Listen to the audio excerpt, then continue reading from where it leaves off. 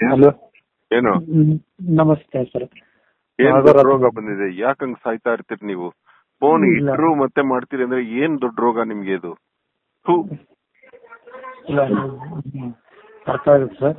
ನಾನು ಈ ಮೊನ್ನೆ ನಮ್ಮ ತಂದೆಯವರು ತೀರ್ಕೊಂಡಿದ್ರು. ನೀವು ನಮಗೆ ಹೆಲ್ಪ್ ಮಾಡಿದ್ರಿ. ಅದು ಯಾವ್ದು ವಿಶಾಖ ನಕ್ಷತ್ರ ಅಂತ ಒಂದು ಇದು ಬರ್ತಾ ಇದೆ. ಅದು ಏನಕ್ಕೆ ಅಂತ ನನಗೆ ಗೊತ್ತಾಗ್ತಾ ಇಲ್ಲ. ಏಯ್, ನನ್ ಪ್ರಾಣ ಯಾಕೆ ತಿಂತಿರೋ ಲೇ? ಯಾವನ್ ಹೇಳಿದಾನ ಅವನ ಹತ್ರ ಕೇಳ್ಕೋಗಿ. ಇಲ್ಲ ಇಲ್ಲ ಗುರುಗಳೇನಲ್ಲ, ಅವರ ಹತ್ರ ಸರ್. ಈಗ ಏನಾಗಿದೆ ಅಂದ್ರೆ ನನಗೆ ಅದು ಅವ್ರ ಹತ್ರ ಕೇಳಿ ಸಮಂಜಿತವಾಗಿ ಉತ್ತರ ಬರ್ತಾ ಇಲ್ಲ ನನ್ನ ಕಡೆಗೆ, ಅವ್ರ ಕಡೆಯಿಂದ. ಆಯ್ತು. ಜ್ಯೋತಿಷ್ಯದಲ್ಲಿ ತ್ರಿಪಾದಿ ನಕ್ಷತ್ರಗಳು ಮತ್ತು ಪಂಚಕಗಳು ಅಂತ ಬರುತ್ತೆ. ವಿಶಾಖ, ಅನುರಾಧ, ಜ್ಯೇಷ್ಠ. ಅನುರಾಧ ಜ್ಯೇಷ್ಠ ಇದೆಯಲ್ಲ, ಇದು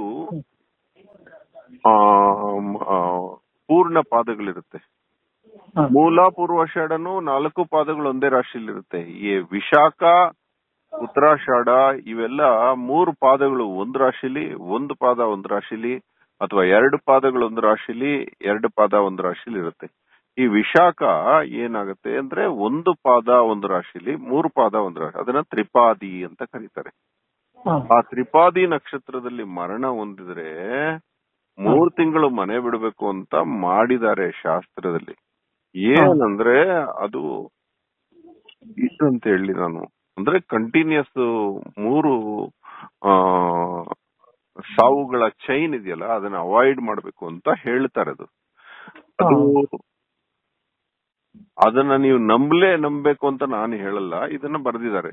ಅದಲ್ಲದೆ ಪಂಚಕಗಳು ಅಂದ್ರೆ ಧನಿಷ್ಠ, ಶತವಿಷ, ಪೂರ್ವಭಾದ್ರ, ಉತ್ತರಾಭಾದ್ರ, ರೇವತಿ 5 ನಕ್ಷತ್ರಗಳಲ್ಲಿ ಮರಣ ಹೊಂದಿದ್ರೆ ಕಂಟಿನ್ಯೂಸ್ ಆ ಮನೆಯಲ್ಲಿ 5 ಮರಣಗಳಾಗುತ್ತೆ ಅನ್ನೋದು ಒಂದು ಹಿಂದಿನ ಕಾಲದಲ್ಲಿ ಒಂದು ವಾಡಿಕೆ ಇತ್ತು.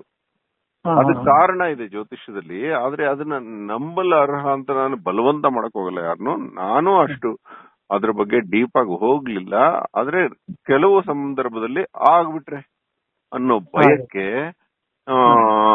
ಮತ್ತೆ ಮೊದ್ಲೇ ಹೇಳಿದ್ರೆ ಚೆನ್ನಾಗಿರುತ್ತೆ ಅಂತಾರೆ ಅನ್ನೋದಕ್ಕೆ ಹೇಳ್ತಾರೆ ಜ್ಯೋತಿಷ್ಯದಲ್ಲಿ. ತ್ರಿಪಾದಿ ಆದ್ರೆ 3 ತಿಂಗಳು ಮನೆ ಬಿಡಿ, ಆದ್ರೆ ಮರಣ ಮನೆಯಲ್ಲಾಗಿರ್ಬೇಕು.